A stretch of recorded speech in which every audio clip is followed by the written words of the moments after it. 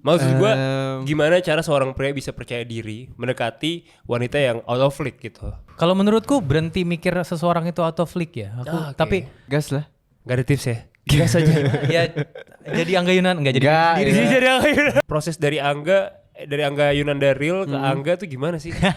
Lu seneng gak menjadi Angga aja? Jujur seneng banget. Itu salah satu pencapaian gue.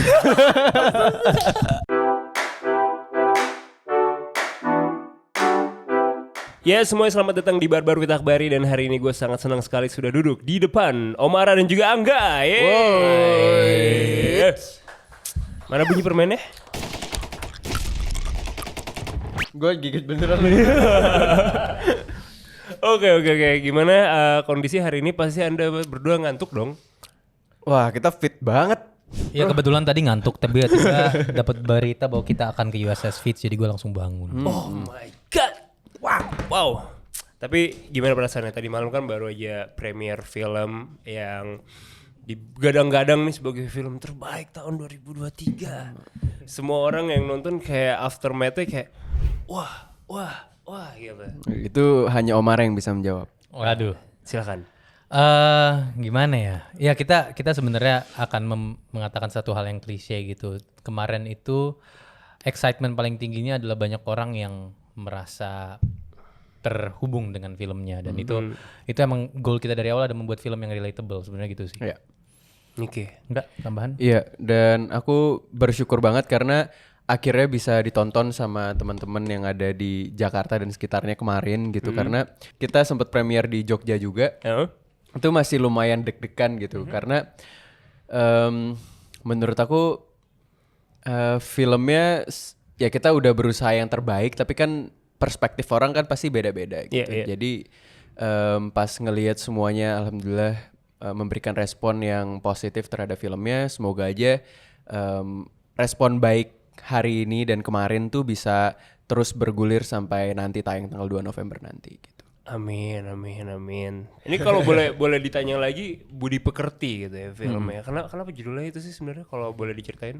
Kita tahu Regas tuh kan, gue inget banget dulu gue kayak lagi hari Minggu baca koran Kompas terus ada liputannya Regas gitu gede banget menang penghargaan. Ya Regas tuh sutradara yang sangat diperhitungkan gitu. Iya. Dan kalian comeback dengan filmnya mereka gitu kayak, man, it's a big thing gitu. Film ini tentang Budi Pekerti dalam artian ini adalah suatu sistem sosial yang di dalam atapnya itu Budi Pekerti. Tapi mungkin orang nggak ada yang ngerti maksudnya Budi Pekerti itu apa dan tema Budi Pekerti pun juga ganti-ganti gitu loh. Okay. Ini mungkin tentang keviralan gitu. Cuman dulu tuh pas kita reading segala macam kita sering ngobrolin soal let's say cium tangan. Okay. Ketika kita ketemu orang yang lebih tua gitu.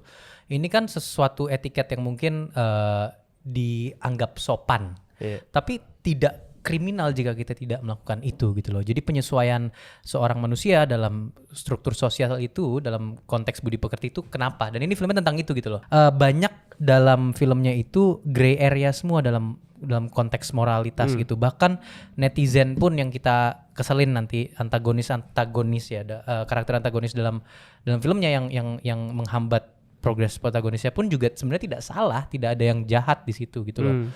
Mungkin ada beberapa orang yang kayak nyerobot antrian bukan hal yang baik gitu. Cuman dia tidak bisa dibilang jahat juga, tidak ada orang yang jahat di situ secara moral gitu. Tapi secara etiket mungkin agak kurang pas dan karena tidak sesuai ekspektasi sosial akhirnya runtuh semuanya. Jadi gitu sih sebenarnya. Jadi banyak hal-hal yang kayak ini moral ambiguity gitu loh. Ini sebenarnya salah apa bener enggak? Tapi secara big picture-nya ini mengerusak gitu. Ini turmoil untuk semua orang gitu sih.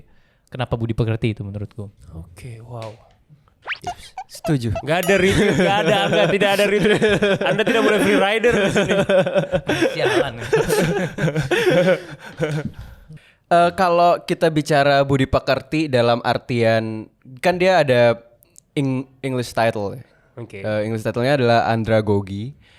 Dan itu diambil dari kata yang menurut aku sangat puitis sekali gitu karena itu artinya adalah pendidikan bagi manusia dewasa gitu. Dan mungkin itu yang sebenarnya berusaha Kak Regas sajikan gitu untuk kita sebagai masyarakat gitu, karena mungkin kita selalu ngerasa mungkin udah cukup gitu, udah punya cukup wawasan terhadap bagaimana kita bersosial gitu, tapi terkadang masih ada aja hal-hal yang mungkin ternyata kita lewatkan gitu, dan itu yang mungkin bisa jadi salah satu pengingat kita untuk bisa jadi bahan refleksi gitu, karena mungkin ada hal-hal yang buat kita pribadi itu hal yang remeh-temeh, bahan untuk mungkin bisa merenung, dan ada banyak hal sebenarnya yang berusaha dibicarakan sama Kak Regas di sini gitu. Jadi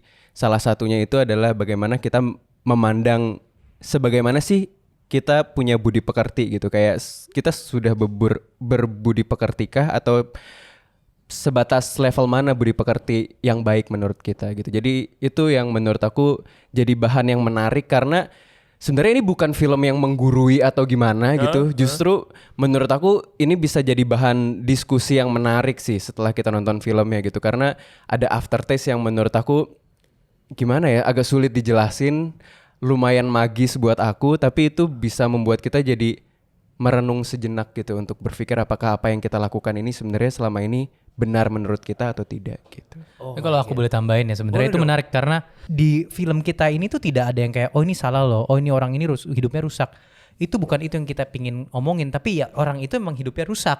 Nah itu terserah kalian, yang tadi Angga bilang terserah kalian. Jadi sekarang mau mikirnya apakah itu termasuk budi pekerti atau enggak untuk melakukan, untuk ngejudge, untuk memberi opini. Gitu sih sebenarnya. Oke, jadi diserahin ke penonton lagi segala macam opininya. Oh nice. Berarti gue kalau abis nonton gue akan kebayang, gue berpikir mana poin yang gue relate, mana poin yang harus gue judge atau enggak gitu berarti. Oh nice.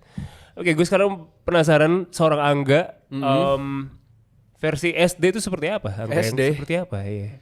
Apa ya? Gue jujur orang yang Lu SD udah di sini atau belum? SD di Lombok. Lombok. Iya. Gue tuh dulu Lu pindah kapan? pindah 15, umur 14-15. Kayak SMP, SMA. SMP ya, Oke. SMA mulai. Gue SD apa ya? Gue pendiam banget sih SD. Seriusan? Gue pendiam, jarang bergaul. Udah gitu Main aja. ke pantai mulu enggak? Main ke pantai. Nah, gue tuh sebenarnya kan orang setiap gue bilang gue Lombok tuh ngerasa pinggir pantai banget kan. Iya. Sebenarnya rumah gue lumayan jauh sih dari daerah pantai. Ini gitu. pantai nih. Rumah lu di mana? Di mana Lombok? Rumah gue di sini deh kayaknya. Jauh banget. Karena sebenarnya satu fun fact, kenapa gue nggak terlalu sering dulu main ke pantai, karena gue ada fobia sendiri gitu sama kayak laut dan lain-lain gitu. Karena gue sempet pernah tenggelam dulu, jadi gue nggak pernah berusaha explore kayak gue harus berenang dan lain-lain. Tapi sekarang udah aman, gue udah suka sama laut, gue udah bisa kayak udah diving, free dive gitu-gitu udah. Oh, nice. Gue justru sekarang sangat menikmatinya. Baik, kalau sekarang Omara, lu versi SD seperti apa, Mar? Bandel, dulu aku bandel banget. Lu duduk paling belakang. Gak duduk, dia kagak pernah masuk. Dulu kebetulan sekolah aku tuh yang tidak percaya kita kursinya kayak gitu. Jadi kursinya tuh yang bundaran gitu. International school. Nah, oke. enggak, aku bukan bandel dalam konteks apa ya namanya kalau bandel ya, bukan yang kayak bolos-bolos gitu juga. Cuman kalau misalnya menurutku dalam pikiranku, ini aku malas belajar kayak gini, aku akan mencari cara untuk get out of pelajaran tersebut gitu. Dan sebenarnya effort untuk keluar dari pelajaran matematika gitu contoh, itu lebih banyak daripada belajarnya aja. Jadi benar-benar cuma suka ngedebatin guru aja. Murid yang ngeselin aku dulu sebenarnya. Baik, sekarang gue penasaran dari kalian berdua gitu ya. Bagaimana perspektif kalian ketika boleh gak sih cowok punya pasangan cewek yang lebih sukses? Boleh lah. Boleh. Kenapa Pacar gue lebih sukses. Oke. Ada Shenina di sini. Oke. Nggak apa-apa lah. Jadi nggak apa-apa. Nggak apa-apa. Ada rasa minder nggak atau apa gitu? Karena kan kadang kita suka punya stigma kayak cowok harus lebih nih pada cowoknya dalam hal apapun, in terms of karir, mungkin finance dan lain-lain. Gue sih oke ya. Gue masih. Lo gimana? Ya menurutku nggak ada relevansinya cowok apa cewek mana yang lebih sukses ya sekarang, apalagi sekarang gitu loh. Dan budaya dan society kita juga udah ngebolehin yang namanya kita equal gitu. Cuman mungkin kalau kita modifikasi pertanyaannya, boleh nggak sih kita kompetitif dengan pasangan gitu? Ya, menurutku boleh aja kalau itu sebagai ambisi itu ngedrive mereka berdua jadi makin sukses gitu ya. Cuman kalau cowok sama cewek menurutku gak ada bedanya sih. Gak ada bedanya soal karir dan segala macam kesuksesan. Iya. Jadi sah-sah aja ya. Kalau dari kalian ada nggak tips untuk pria nih yang pengen ngedeketin seorang wanita yang kastanya lebih di atas nih? Ada nggak tipsnya? Maksud gue gimana cara seorang pria bisa percaya diri mendekati wanita yang out of league gitu? Kalau menurutku berhenti mikir seseorang itu out of league ya. Tapi aku munafik, aku tetap mikir banyak orang yang out of my league. Cuman maksudku kayak kalau emang ingin ngedeketin orang itu gitu, kalau menurutmu itu masuk akal untuk dirimu mendekati orang itu ya berarti buat apa pentingin lagi aku nih siapa gitu loh. Oke. Iya. Gas lah ya. Gas lah. Jadi gas aja. Gas aja. Gak ada tips ya? Gas aja. Ya jadi Angga Yunan enggak jadi Nggak, diri ya. sendiri. Jadi apa ya? Jadi diri sendiri Jadi diri aja. sendiri aja. Aja yang sendiri aja ya. Oke. Mar, sekarang gue penasaran Mar. Karakter lu di Budi Pekerti ini siapa sih sebenarnya? Kakak kalau nonton nanti bakal nyembah-nyembah dia banget sih. Astagfirullah. Gitu ya. Iya. Berarti harusnya nyembah dia bukan nyembah Angga. Gua jauh lah. Enggak. Oke. Aku bangga kenal Angga. Oh, nice. Itu rhyming. Oke. Itu Gimana? tagline. Aku berperan sebagai Gora. Oke. Singkat cerita, Gora itu murid lamanya protagonis kita, Bu Prani. Yang tadi videonya itu? Ya. Dan dia ini sebenarnya kalau aku boleh analisa karakternya, ini sebenarnya problematik tapi nggak problematik juga gitu loh. Kebetulan by chance dia disuruh menggali kuburan oleh Bu Prani. Ini kan setelah penayangan, jadi boleh ngomong ini semua kan. By chance dia disuruh gali kuburan dan tiba-tiba dia mendapatkan ketenangan dari hukuman atau refleksi tersebut gitu loh. Sejak dia menggali kuburan, dia itu merasa tenang ketika dia ada di kuburan. Intinya gitu. Gongnya di situ. Gora itu sebenarnya orang yang sangat abu-abu. Kita nggak tahu dia itu sebenarnya sakit enggak, sehat enggak, salah enggak, bener enggak. Goranya sendiri tahu nggak dia apa? Atau dia sendiri juga nggak tahu? Dia sendiri juga nggak tahu. Tapi kenapa dia nggak tahu? Ya karena orang-orang di sekitarnya dia tuh melihat dia aneh. Dia ngeliat orang-orang kok orang-orang yang lain nggak kayak saya, kok orang-orang yang lain nggak kayak saya.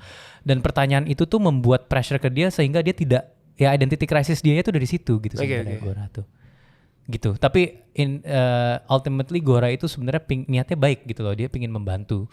Cuman mungkin dalam progres membantunya itu prosesnya itu salah aja gitu. Gitu sih sebenarnya Gora itu. Oke, baik. Thank you, Mar. Thank you. Kalau Angga, gimana rasanya menjadi Naruto? Enggak dong. Ketoe wibu. Rambut lu tuh warna apa kemarin di film? Warna oren, Pak. Warna oren. Gimana rasanya ngecat rambut jadi seperti Jamet itu di situ?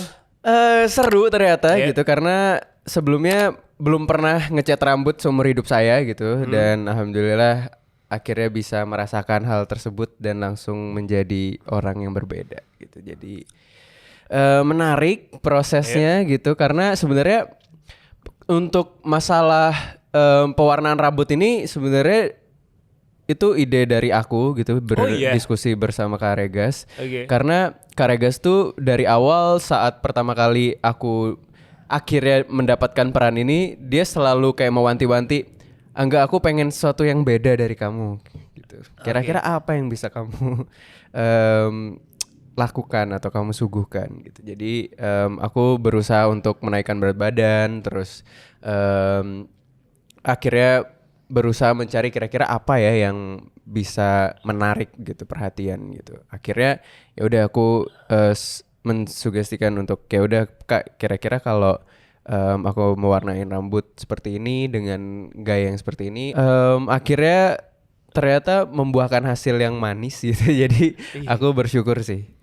Tapi seru sih proses selama kita sebelum syuting tuh ada waktu reading yang lumayan banyak gitu. Syutingnya kapan sih, tahun lalu? Syutingnya tahun lalu di November, terus kita mulai pre-production tuh kayaknya ya 2 bulan sebelum itu. Gitu. Lo juga ada sesuatu nggak yang harus lo lakuin? Iya menarik karena di hari ini di USS Feeds yang datang aku sama Angga. Angga itu harus mewarnain rambut, naik berat badan. Aku dicukur rambutnya. Yeah. Sebelum Budi Pekerti aku masih ada rambut. Jadi botak? Jadi botak. Botak. Oke. Dan aku harus turun berat badan. Jadi ketika kita reading apapun yang kebalikan aku kali ya? kebalikan. Oke. Yang aku nggak bisa makan dimakanin Angga. Gue yang makanin semua. Oke, wow. Kemarin waktu akhirnya banyak banget nominasi di film ini, gitu ya. Lo ya Pemenang nih. Pemenang. Ya aduh. pemenang apa kalau Angga? Angga pemenang semuanya. Enggak lah. Pemenang, oke. Baik. Kalau dari Angga sendiri, nggak Ya. legacy apa yang pengen lo tinggalin di hidup ini? Legacy apa ya? Karena mungkin ya kita hidupnya dari film-film gitu. Jadi aku selalu berusaha untuk memberikan yang terbaik di setiap project-project aku yang terbaru gitu. Karena menurut aku film kan tak lekang oleh waktu ya, dan bakal bisa disaksikan sama mungkin orang-orang di masa depan gitu. Jadi aku selalu ingin ya udah membuat legasinya berdasarkan karya-karya yang udah aku buat gitu. Jadi semoga aja karyanya itu nggak cuma apa ya dinikmati sekarang, tapi juga bisa jadi suatu hal yang penting sampai bisa mungkin ditonton atau misal menjadi bahan pertimbangan atau bahan pembelajaran dan lain-lain di masa yang akan datang juga gitu. Siapa tahu bisa ngerubah purpose hidup orang gitu ya, ketika keluar dari bioskop gitu ya. Betul. Oh nice. Film yang mengubah hidup kamu apa? Purpose hidup kamu kayak, men, gue harus gini nih. Di luar film kamu ya. Maksudnya pas kamu lagi nonton gitu kayak pas keluar tuh jadi refleksi sendiri. Aku selalu suka film-filmnya Karegas sih sebenarnya gitu. Aku ini serius. Ini serius. Ini serius. Terutama film Fotokopier. Film Penyaring Cahaya menurut aku yang pemainnya bisa, siapa itu Fotokopier? ya semua orang udah tahu lah ya. Cie, Suatu itu senyum Sinama. minta disebutin. Permasalahannya bukan aku setuju sama statement filmnya Regas tuh brilian semua. Yeah. Cuman perasaan aku nonton interview kok Angga bilangnya aku selalu suka director yang ini ketika dia dengan project Gak itu. pernah Ya. gue ngomong kayak gitu. Bahaya nih bahaya. Gak pernah gue ngomong kayak gitu. Oke. Pokoknya film-filmnya Karegas aku Karegas ya? love banget. Oke, kalau lu Mar, legacy lu apa Mar? Pengen di hidup ini? Aku dulu pernah bingung maksudnya hidup tuh harus ngapain gitu ya. Cuman Lu pernah hilang, pernah lost gitu? pernah lost ya. Nice. Mungkin dengan bahasa halusnya ya. Yeah. Satu hal yang membuat aku lanjut bukan lanjut tapi berdamai dengan hidup tuh aku baca Albert Camus waktu itu dan dia ngomongin soal Sisyphus dorong batu ke atas gitu. Dan bahwa tujuan untuk ngedorong batu ke atas itu sebenarnya nggak ada, ya kan? Tapi dia kalau kata Albert Camus tuh one must imagine Sisyphus happy, dia harus senang. Kita harus membayangkan bahwa dia tuh senang aja melakukan itu. Dalam konteks itu aku tiba-tiba senang karena besok itu aku nggak terlalu lost. Itu sejak aku baca itu aku nggak hilang gitu. Yeah. Karena menurutku kadang hidup tuh nggak ada artinya gitu loh, nggak ada purpose-nya. Bahkan bilang kita hidup untuk orang lain, kita hidup untuk taat ini, kita hidup untuk menjadi berguna. Kalau kita nggak berguna pun juga tetap hidup gitu loh. Okay. Dan kita menurutku nggak bisa dihitung dengan level berapa bergunanya dengan orang lain gitu. Karena nggak semua orang bisa memiliki efek yang sebanyak orang lain gitu loh. Yeah. Menurutku kalau misalnya ditanya legacy apa yang aku mau tinggalin, aku cuman mau bisa terlibat dalam orang, apapun itu alasan mengapa orang bisa berdamai dengan hari esok, itu aja sih. Selama proses syuting, Angga tuh orang yang seperti apa sih menurut lo? Angga? Iya, dia tuh pendiam kah, periang kah, usil kah? Enggak. Aku akan bilang aku sayang sama Angga karena alasannya gini. Oh my God. Aku sebelum Budi Pekerti nggak terlalu kenal Angga ya. Ya aku tahu semua orang nggak ada yang nggak tahu Angga, cuman aku nggak kenal secara pribadi. Selama proses reading mulai kenalan dan selama proses syuting di mana aku ngerasa benar-benar kenal nggak sama lu. Dia itu orangnya sangat pintar, sangat tulus dan dia surprisingly itu sangat all in, dalam artian kalaupun dia ngajak nongkrong, lu akan nongkrong yang terasik dalam hidup lu tuh dengan Angga sebenarnya gitu. Oh my God, seriusan? Iya, walaupun kadang Dan dia gak banyak main HP di situ? enggak. Oh my God. Enggak, orangnya sangat Be present gitu berarti? Yep. Nice. Dan aku belajar banyak dari Angga gitu loh. Dia ketika masuk ke role Muklas itu dia benar-benar menjadi aktor legendaris. Aku nggak peres, tapi ini beneran karena dia benar-benar total in it gitu loh. Dia mempelajari. Tidak ada orang yang lebih tahu soal karakternya kecuali Angga gitu. Enggak, itu tuh bagus sih enggak. Gue tuh kenal lu dari banyak omongan orang nih. Angga kayak gini, Tita gini.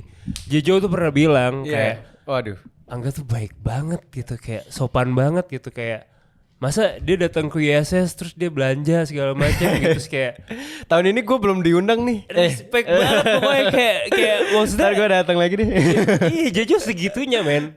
Jojo menceritakan lo tuh sebegitunya dan lo lakuin itu tulus gitu. Gue pertama kali ketemu lo di sini sebelum lo belanja, lo sopan banget pak. Lo tuh aktor tersopan deh. Itu tuh ya sopan deh. Sekarang gue bakal beralih lagi ke Omar. Mar, pertanyaan paling boring yang dilakuin pas lagi interview apa Mar? Kalau Mar? Mar.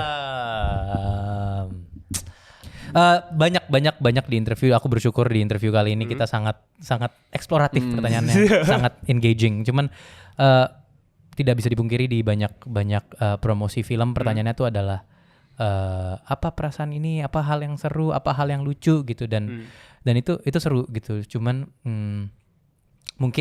mungkin kita bisa menjadikan platform promosi ini menjadi hal yang kayak lebih conversation tentang hal-hal yang engaging nih, menarik nih, menggelitik gitu. Okay. Karena sebenarnya itu bukan karena boring atau gimana ya. Karena menurut aku kan kita ya kalau promo kayak gini kan kita bakal ke banyak media dan lain-lain. Tapi terkadang banyak hal-hal yang justru kesannya jadi repetitif gitu loh. Jadi itu yang bikin kita jadi tidak bersemangat untuk menjawab pertanyaan. Iya.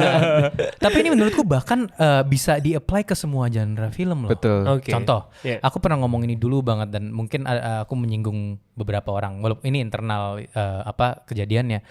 Kalau ini filmnya bahkan romance remaja, drama romance remaja gitu.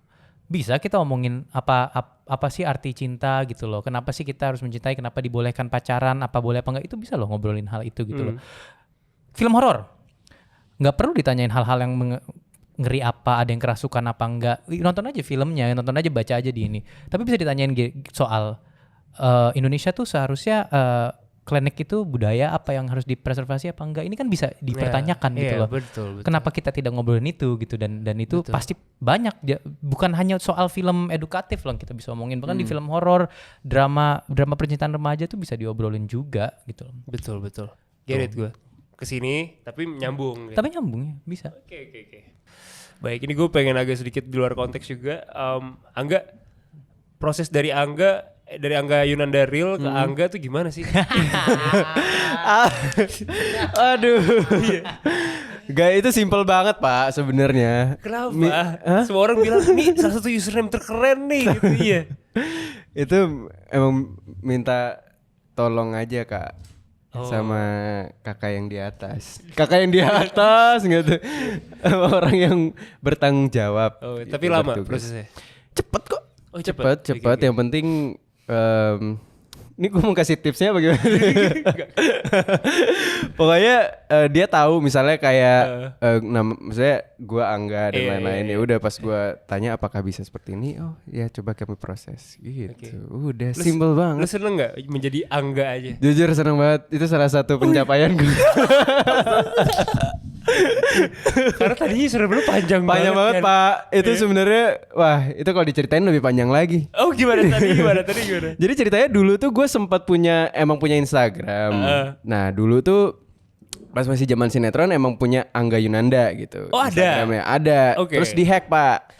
Terus lama banget prosesnya. Terus gue udah kayak frustasi banget karena ya lumayan lah waktu itu followersnya kan. Tapi ya udah gue akhirnya ya udahlah biarin aja. Tapi gue nggak kepikiran karena gue belum sempet bikin baru, orang udah bikin lagi si username itu. Wow. Terus pas gue udah pengen bikin, kagak ada lagi sisa username yang bisa gue pakai. Semua orang udah pakai nama gue. Okay. Terus ya udah itu satu-satunya username yang tersedia. Ya udah gue memakai username itu sampai ya hampir berapa tahun ya sekarang, udah lama banget. Makanya sering orang salah tag kayak juga. Oh tuh sering ngalamin salah tag? Dulu sering banget. Saking panjangnya dan orang terlalu banyak duplikasiin akun atas nama aku. Iya. Oke, jadi shout dong buat fans kamu yang bisa tahu kamu yang bener. Iya. Gokil. Sangat setia mereka. Sangat setia ya. Oke, gokil. Ini salah satu anak USS Fit ada yang paling jawir banget Jawir. gitu ya. Nah, itu lu gimana cara mendalami karakter jawirnya itu? Sedangkan lo kan aslinya orang Lombok nih. Betul. Jawir itu sebenarnya dari awal Karegas tuh saat reading gitu di draft awal tuh emang udah ngeplotin kalau Muklas ini emang seorang influencer kan. Iya. Tapi dia masih belum punya bayangan kira-kira bagaimana citra yang akan dia tampilkan gitu. Kayak dia influencernya apa atau kurang lebih ya karakteristiknya Muklas yang seperti apa yang ingin di tangkap di layar gitu itu masih sebenarnya kita masih tetap cari-cari gitu. Jadi pas akhirnya ketemu formula si Animalus tentang kayak metode healing dia bersama dengan animal dan hewan-hewan tersebut. Iya, selalu amfibi kan. Lu selalu menjelaskan dengan amfibi. Iya, betul. Dan itu yang membuat suatu hal jadi jadinya menarik juga ya karakternya gitu karena dia membahas hal-hal yang sebenarnya agak jarang bisa dipraktekkan atau dilakukan gitu. Akhirnya ya udah mulai dari situ akhirnya membentuk kira-kira karakter dia keseharian tuh seperti apa, tampilan dia di citra publik kira-kira aku harus membentuknya seperti apa gitu sampai akhirnya penggunaan bahasa Jawa itu juga jadi salah satu tantangan juga sebenarnya gitu karena aku bukan orang Jawa gitu dan agak lumayan challenging karena emang si Jamet dan lain-lain itu pasti ada kayak sedikit banyak pasti perbedaan lah. Maksudnya kayak orang Jawa ngomong biasa pasti ada lah bedanya sama kayak si orang Jawa gaul gitu. Iya. Itu yang juga dicari gitu selama proses reading dan aku bersyukurnya adalah karena Karegas nih salah satu tipe director yang menurut aku spesial karena dia sangat detail terus menempatkan pemain-pemainnya itu ada di lingkup yang menurut aku bikin kita nyaman untuk eksplorasi apapun gitu. Kayak pemikiran kita tuh nggak pernah kayak dibuntuin sama barrier-barriernya gitu. Jadi kita benar-benar bisa eksplorasi apapun sampai ke hal-hal yang mungkin menurut kita bahkan absurd banget. Lo kan sering menganalogikan sama amfibi-amfibi gitu kan di karakternya. Kalau Omara nih amfibi apa? Menurut lo Omara ya bukan karakternya? Monyet ya. Omara sama Gora sama ya? Okay. Kalau lu lu sebagai hewan apa menurut lu? Ini Angga atau si? Angganya. Ya udah. Kata Shenina aku bunglon. Oke, itu ya. Iya. Jadi ya nggak tahu apa. Pertanyaan terakhir dari gua gitu ya hari ini. Hal apa yang pengen lo lakuin gitu ya? Ketika semua film ini akhirnya benar-benar meledak banget. Apa ya mungkin aku akan fully kalau misalnya ini sukses banget setelah berterima kasih setelah bersyukur segala macam aku mungkin akan nge-push dan akan ngedukung apapun penulisan film ketiganya Regas Benuteja. Gue sangat berharap ini film tuh bisa menjangkau orang sebanyak-banyaknya sih gitu karena menurut gue ini film yang penting banget buat kita apalagi sekarang di masa yang ya bisa dibilang percepatan informasi yang kita terima sangat tinggi terus terkadang mungkin kita jadi ya kurang berefleksi antara hal-hal yang mungkin terkadang kita tidak pikirkan sebelumnya karena gue tahu ini sebenarnya film yang mungkin bagi sebagian orang bisa dikatakan tidak menarik kayak temanya mungkin kayak bukan komersial nih bukan komersial tapi ini film yang menurut aku penting sih gitu. Jadi aku sangat berharap untuk tidak dilewatkan dan kalau bisa ditonton nanti saat ya hari pertama penayangan udah bisa ditonton langsung sih. Gue sangat menikmati interview ini. Terima kasih banyak. Terima kasih loh. Terima kasih banyak Mara. Terima kasih banyak Enggak. Enjoy banget. Dan gue Akbari. Gue Angga Yunanda. Aku Mara Seglal. Sampai ketemu di episode baru-baru berikut ya. Bye-bye. Bye.